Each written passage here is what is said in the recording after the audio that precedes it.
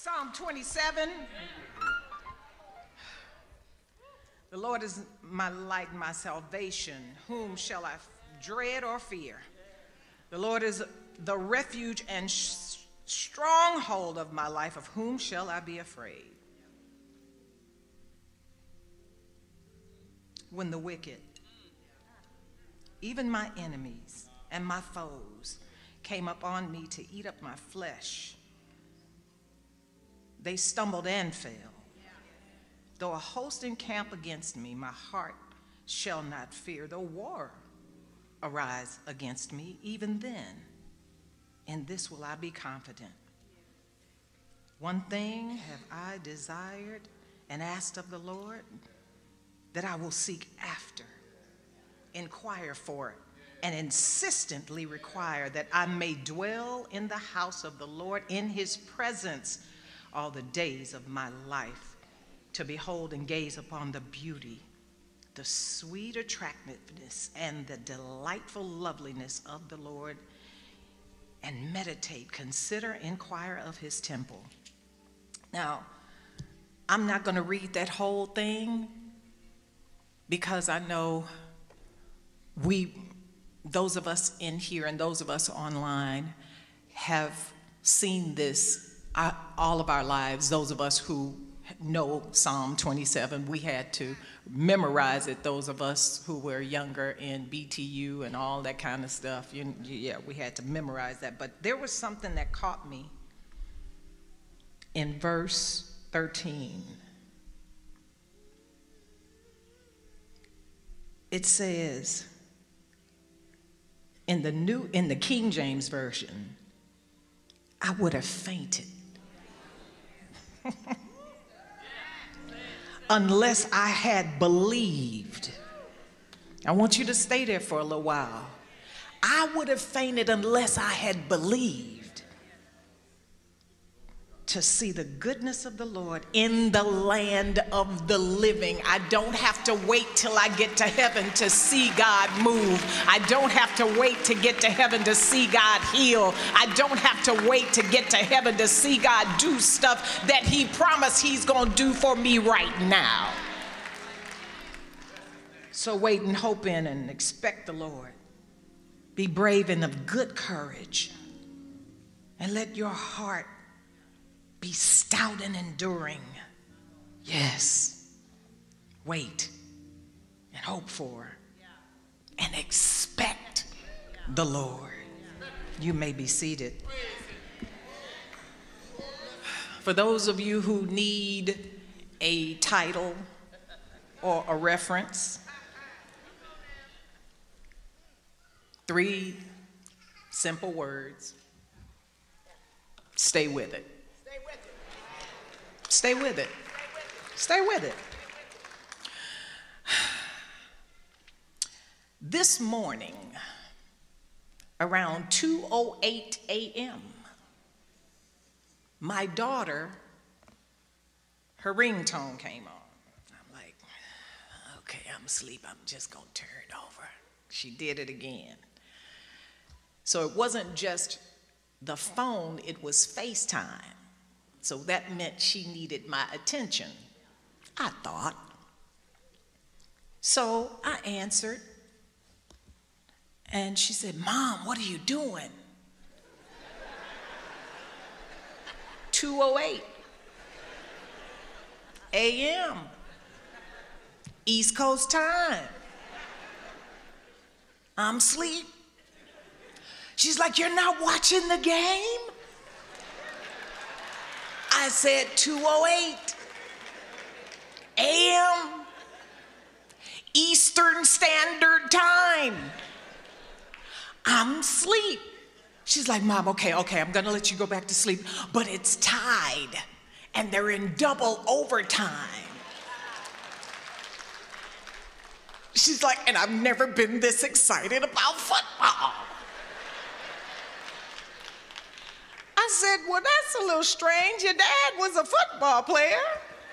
Your godfather was a football player. You're surrounded by all of these football players. You've never been excited. She's like, Mom, but listen. They were down 14 points. And they came all the way back 35 to 35. Okay, so right about now, it's like about 2:19 a.m. So my daughter is this excited about it, and y'all know me, I love football. So I got excited about it. Then she said, okay, well, I'll let you go back to sleep. Well, I'm like, you woke me up. Oh, you staying up with me till we see this to the end. And we kept watching. Then all of a sudden, Colorado, Coach Prime's Colorado, they scored first. But according to the rules, if you score first, you have to do a 2-point conversion. There is no kicking a field goal. Those of you who understand what I'm talking about, just say hello, because the ones that y'all looking at me, those that don't understand. Okay, we're talking football touchdown, 2-point conversion. Okay, y'all got to Google that because I don't have a whole lot of time. So they get the 2-point conversion. They are up 42-35.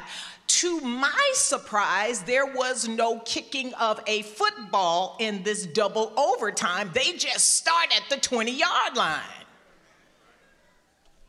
So you automatically get an advantage after all of that? And yes, they did. They got an advantage. Then they tried to come up. They didn't come up. Then one of the boys made an illegal hit. And then and I'm talking about Colorado State, the other team that we weren't going for. So they had to go back another 10 yards. And they had to go back another 5 yards. And then every time they tried to go further, somebody on Colorado, Buffalo, Coach Prime's team did something phenomenal. But you have to understand that it started before the game started. It started all last week after they won their second game in a row. So what tends to happen is if you got the momentum and you're coming in and everybody in the sports channels keep talking about your coach and they keep talking about your quarterback and they keep talking about your safety, all of a sudden you getting up, okay, we got this. We got this, we got this. Then all of a sudden the Colorado State coach said something that was totally thrown off this week at the top of the week. I'm going somewhere with this, so stay with me. The coach said, out of the blue, nobody asked him, he just said it. Well, I was taught, my mama taught me that when you speak to adults, you take your glasses off. I doubt if his mother said that.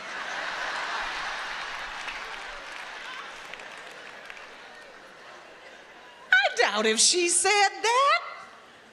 So you mad at Prime because his signature is his sunglasses, not to mention that he has a company called, what are they called? Blender. Thank you so much. So Blender sponsors Coach Prime's glasses, but they have sponsored him for years since he was he was in Jackson, right? With the kids. And so they saw him with his Dior's and all that kind of stuff up there, you know, made a nice little thing. So all of a sudden, this man is copping on his glasses. Y'all know the Lord will use a monkey.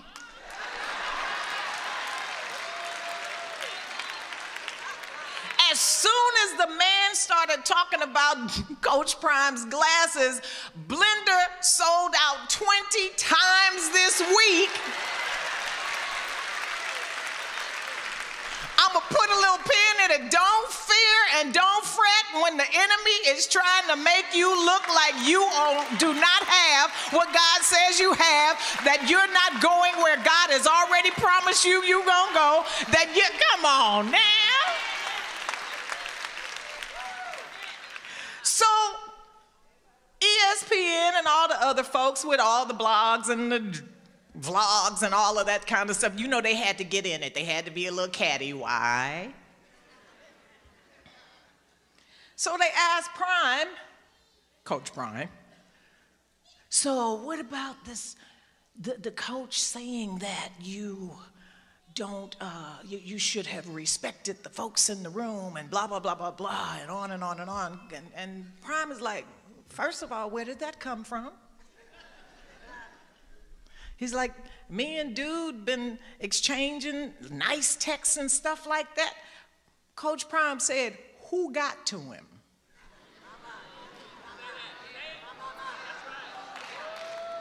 I've been talking in the spirit of unity.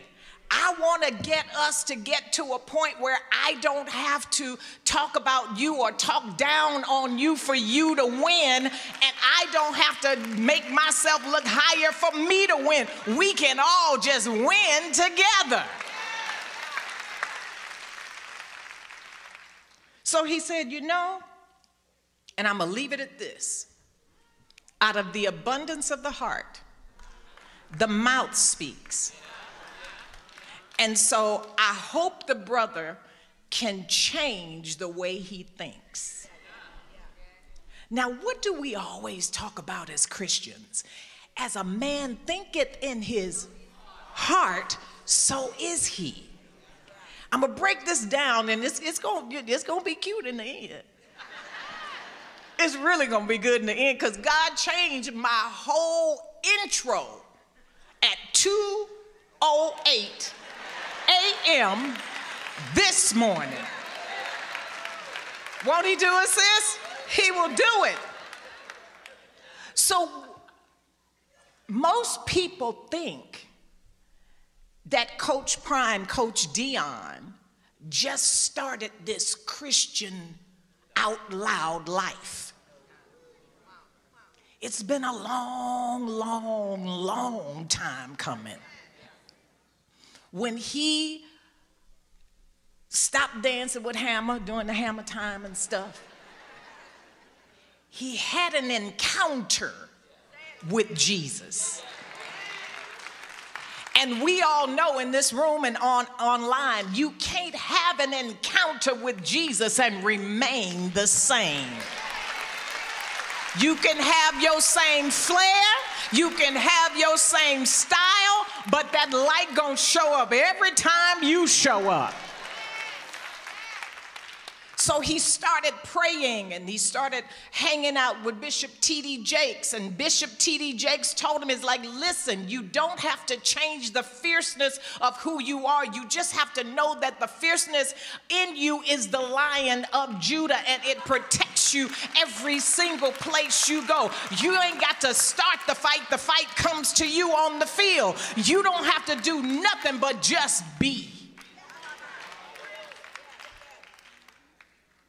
And so people think that it started when he got to Colorado. Oh no. Folks forget, this man took his Jesus to Fox News, Fox Sports, I'm sorry, not Fox News, oh Jesus, Fox Sports. And he was one of the highest paid anchors on Fox Sports. And then he got the opportunity to become a principal of his own school. And he realized that there was some times that he could not make it to Fox Sports, so he had to let it go. But he let it go for a good reason, because he knew that his all-boys school was going to build men that would shape the world. I saw mamas and daddies crying, bringing their kids to his school in the Dallas area because there was nowhere else for their kids to go where they would get that kind of education, that kind of encouragement, that kind of inspiration, that kind of structure, that kind of foundation that they knew Coach Prime would give to him. Now, was he tough? Yes, he was tough. But everybody's tough on you when they know what's on you.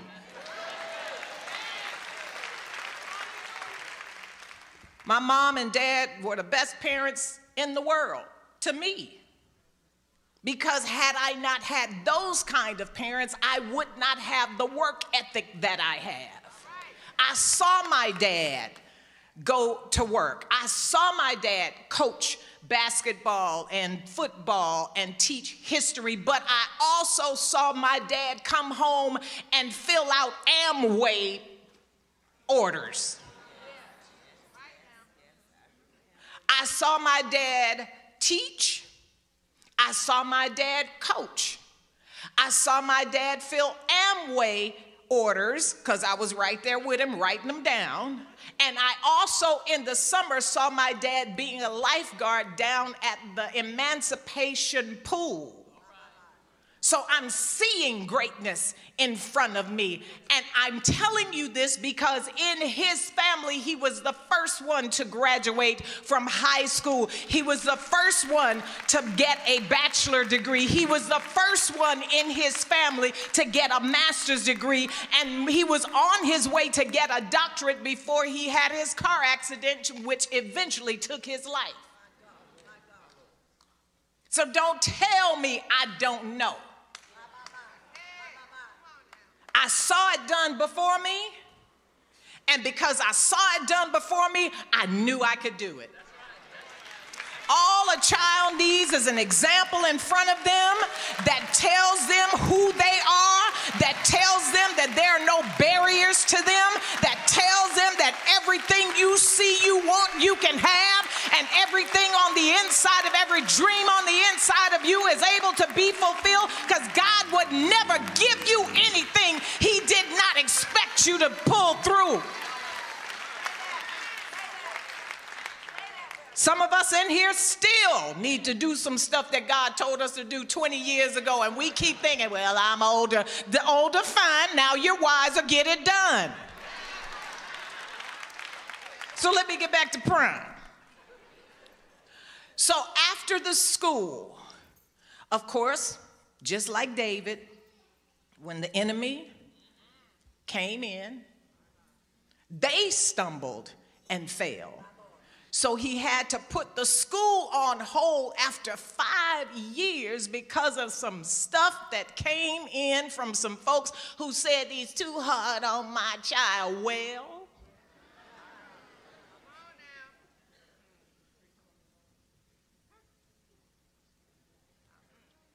how many of us know that life is gonna life?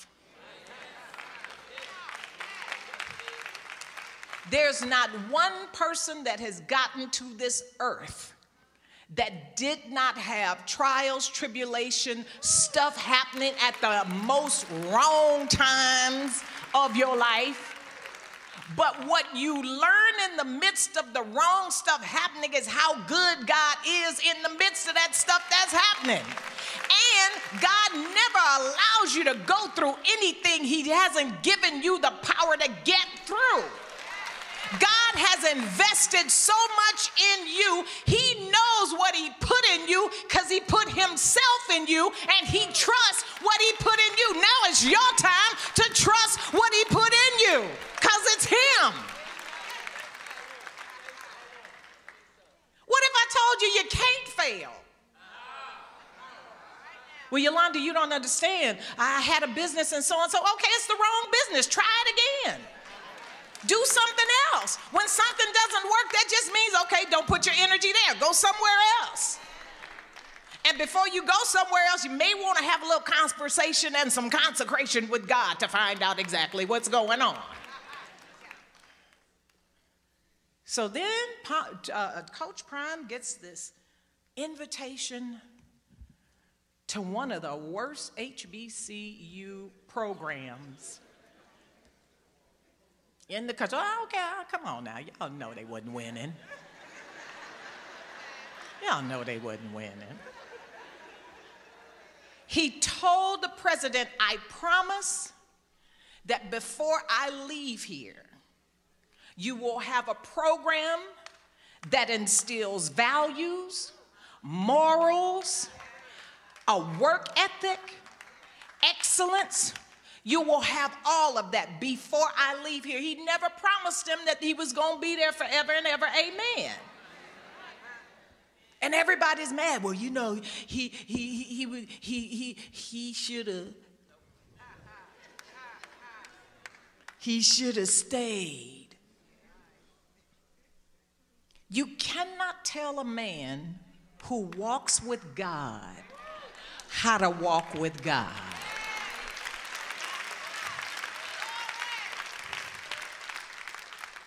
If God says the assignment in Jackson is over, and this man has done exactly what he said he was going to do and then some, not only did he bring a winning program, he also brought a winning mentality that will stay longer than he ever lived, than he can outlive his legacy.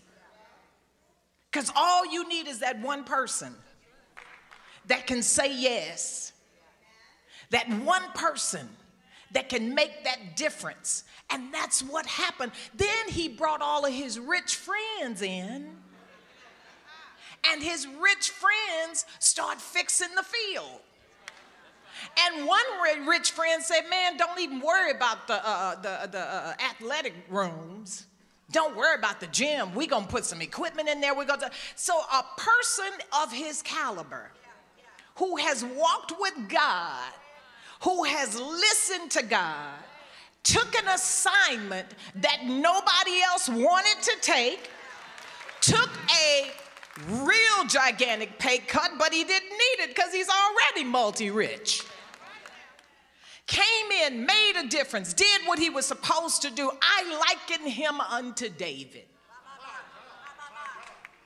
Because if you look at the life of David, as a shepherd boy who was the least likely candidate for anything, as a matter of fact, overlooked by his own daddy, had already had victories. He had already killed the bear. He had already killed the lion. But that was preparation for a bigger giant. Don't you ever worry about where God has you right now, because it's preparation for something bigger.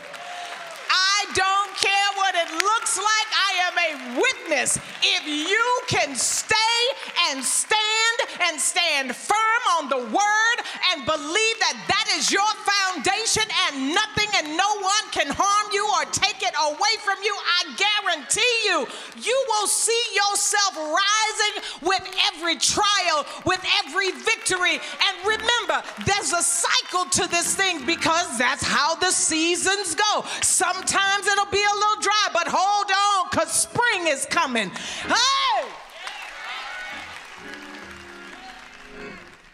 Then the plants will be watered again. Then stuff will start sprouting. But I digress. Let me get back to prime.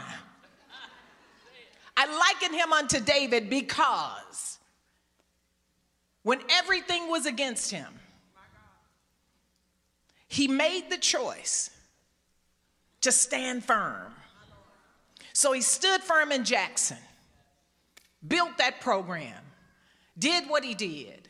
Then all of a sudden, here comes another program that was doing worse than Jackson. The only difference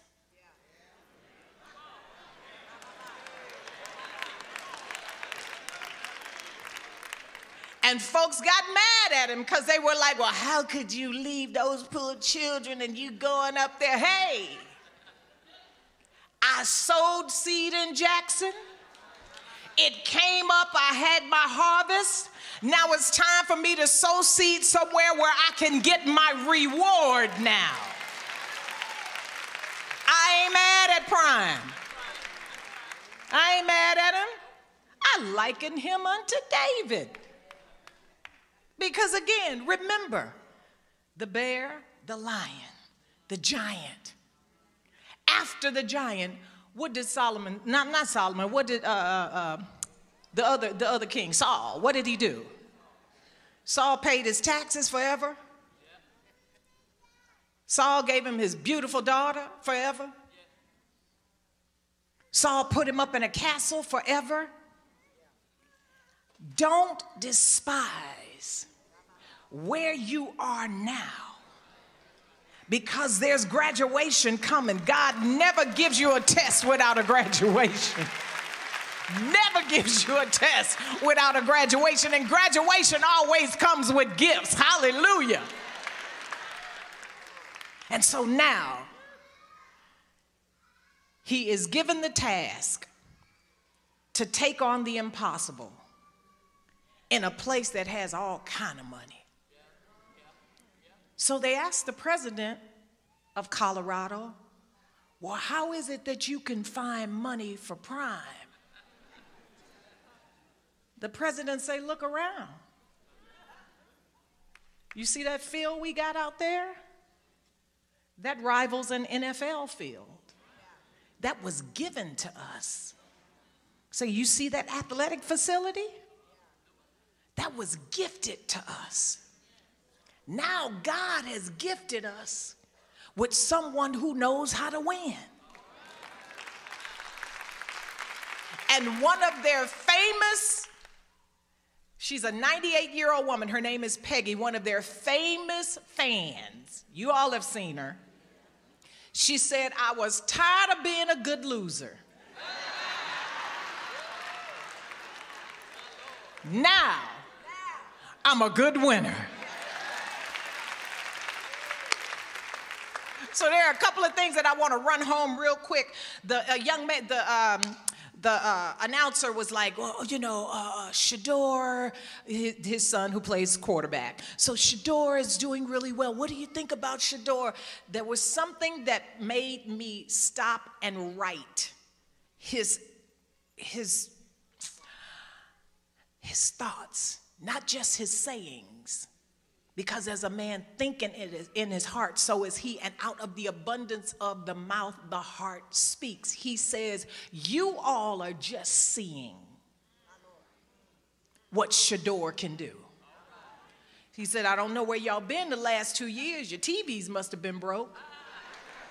Because Shador was doing the same thing in Jackson that he's doing right here. But here's the thing I love about my son, his work ethic, his determination to be excellent, his drive, his ability to bring the players together is bar none.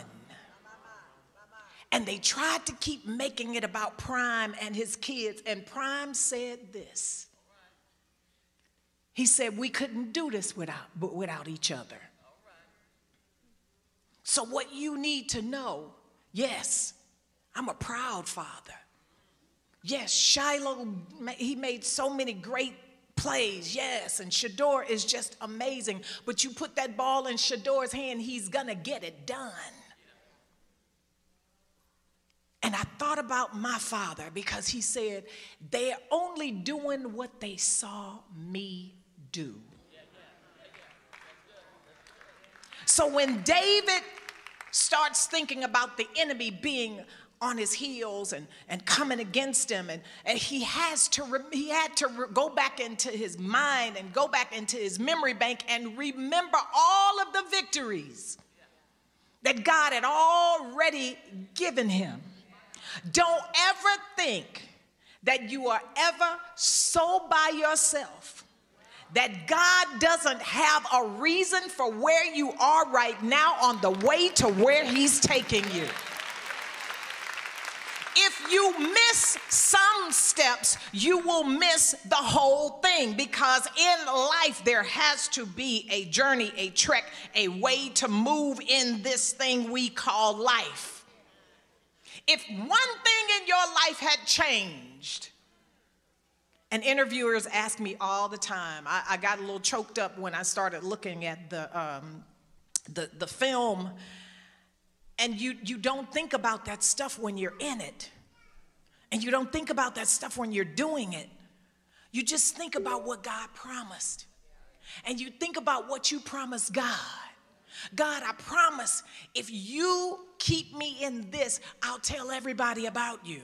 All right, I'm going to put you to the test. So tell everybody about me at the Super Bowl. Tell everybody about me at the White House. Tell everybody about me at the courthouse. Tell everybody about me at the State House. Tell everybody about me your way.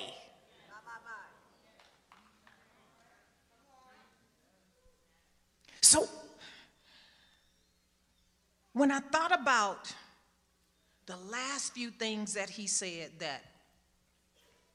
that made me realize how close he was to David, Coach Prime said, after the man asked him, so what did you learn after this victory? He said, I learned resilience. And so you know me, I'm a teacher. I had to look up resilience. I knew what resilience was, but I had to give y'all the real, definition of resilience. Resilience is the power and ability of a material or a person to return to its original form after being bent, compressed, and stretched.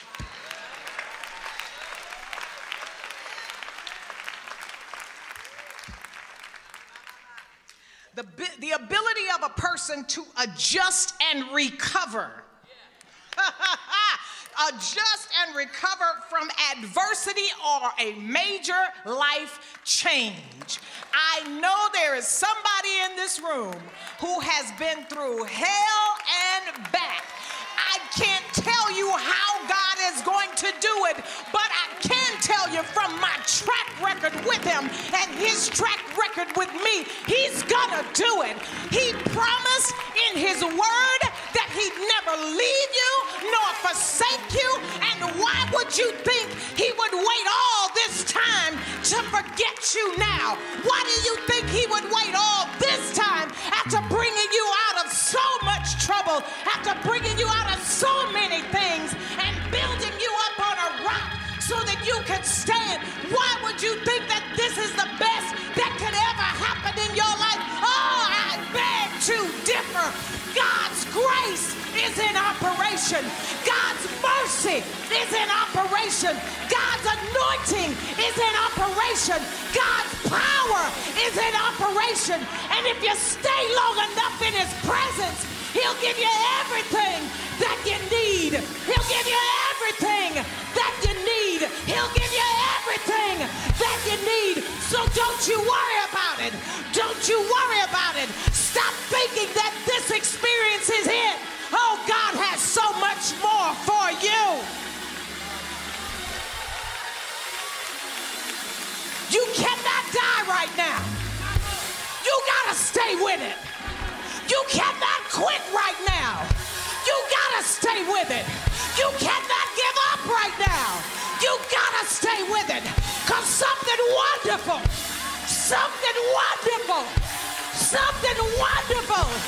is about to happen. And if you act like it's already done, I guarantee you'll see the salvation of the Lord. If it ain't God, I don't want it. If it ain't from God, I don't want it. Stay with it. Stay with it. Stay with it. Tears in your eyes. Stay with it.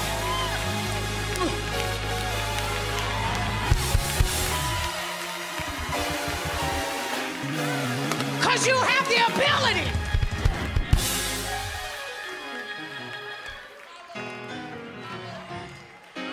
Let me give you a little bit of something else about. So the resilience is there, but you have to have a little patience. Patience is the ability and willingness to suppress your restlessness when confronted with delay. Y'all didn't hear it. Your ability and willingness to suppress restlessness when confronted with delay. Mind you, I didn't say defeat. You're confronted with delay. It's coming. It's just delayed. Now you have to stand square-footed and make sure you don't get restless while you're waiting on the promise